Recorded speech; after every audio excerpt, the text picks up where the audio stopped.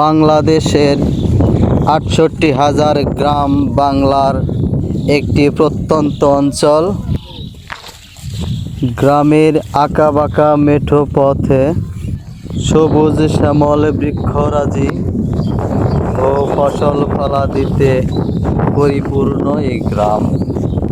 আমরা মানুষ প্রকৃতি আমাদের মনোরঞ্জন করে থাকে, মুগ্ধ করে থাকে।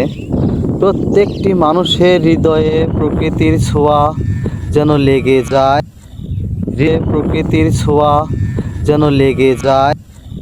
হৃদয় স্পর্শিত তেমনই একটি অঞ্চল, আর এই অঞ্চলে আপনাদের আজকে আমি ঘুরে ঘুরে দেখাবো। খাদ্যে স্বয়ংসম্পূর্ণ বাংলাদেশের কৃষক ভাইদের মুখের হাসি ফুটিয়ে অবারিত মাঠের শস্য দানাগুলো কৃষক ভাইদের গোলায় ভরপূর্ণ হয়ে আজকে মাঠটি আবার সবুজ রূপে সুন্দর করে নতুন নতুন পাতা গজিয়ে আবার সেই সুন্দর একটি রূপ ধারণ করতে চলেছে। খোলা মাঠে গরুগুলো অনেক মজা করে ঘাস খাচ্ছে, খুবই প্রাঞ্জলভাবে তাদের চলাফেরা লক্ষ্য করা যাচ্ছে। আসলে বছরে প্রায় অধিকাংশ সময়ই মাঠে জমিগুলোতে ফসল ফলাদিতে পূর্ণ থাকে, যার কারণে গরু বাহির করা সম্ভব হয় না, যার যার ঘরেই পালতে হয়। কিন্তু ফসল কাটার শেষে 2 থেকে 2.5 মাস সময় গরু একটু বাহিরে থাকার, বা যেহেতু জমি অনেক খালি থাকে, ফসল হয়নি, কেউ নতুন করে ফসল লাগায় না, যার কারণে গরুগুলো এখানে ছেড়ে দেওয়া হয়। প্রত্যেকের বাড়ি থেকেই ঝাঁকে ঝাঁকে গরু ছেড়ে দেওয়া হয়। খালের ধারে বয়ে যাওয়া রাস্তার পাশে একটি বাড়ি।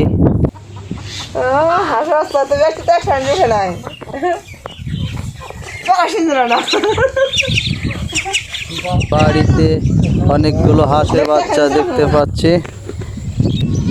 মালিক বলছেন আরো অনেক হাঁস আছে। এইখানে তো মাত্র অল্প কয়েকটা হাঁস খাল থেকে উঠে এসেছে, সবগুলো খালের ভিতরে নামানো আছে। একটি কাঠের ব্রিজ, খালের এপার থেকে ওপার পারাপারের একটি রাস্তা। ব্রিজের ওই প্রান্তে অনেকগুলো ছাগল একটু রেস্টে ছিল, আমার জন্য ওদের অনেক ডিস্টার্ব হলো। সরি ছাগল।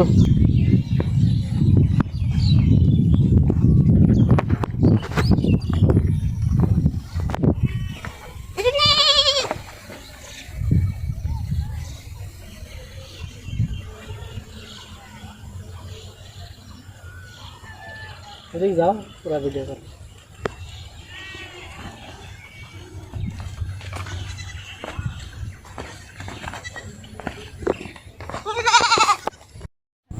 সত্যি গ্রামের দৃশ্য যেন মনোমুগ্ধকর।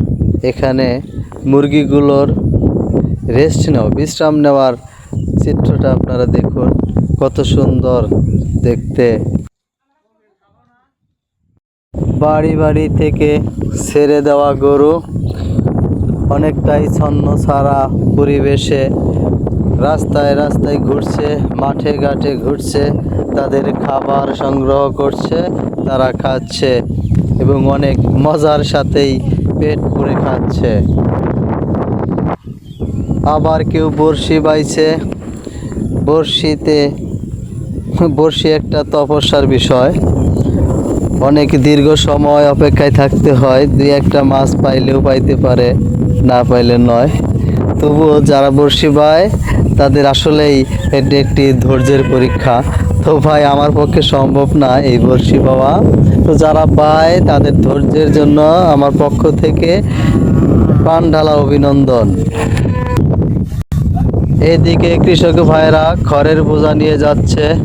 কৃষক ভাইয়ের দেহের কষ্ট আর আপনার আমার মতো দর্শনার্থীদের চোখে প্রাঞ্জল সুন্দর দৃশ্য। তবেই সারা জীবন খেটে খাওয়া মানুষগুলো আপনার আমার জন্য অন্যের যোগান দান করে থাকেন।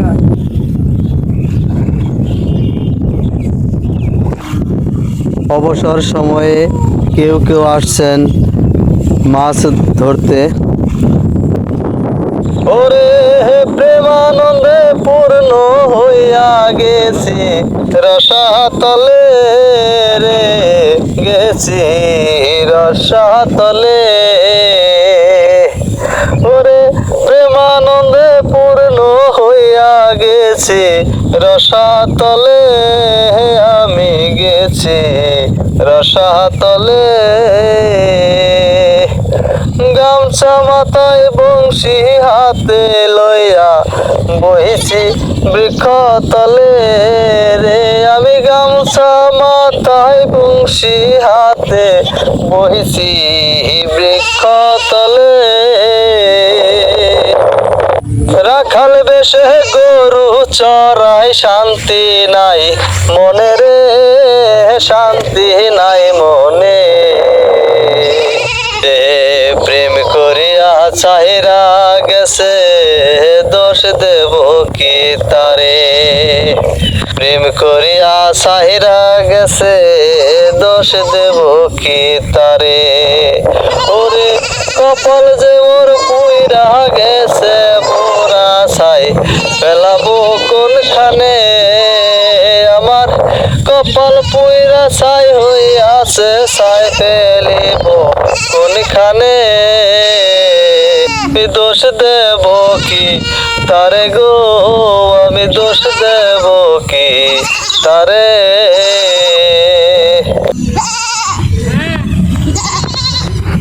সুপ্রিয় দর্শক, লম্বা জার্নিতে বেসুরা কণ্ঠে একটু বিনোদন দেওয়ার চেষ্টা করলাম।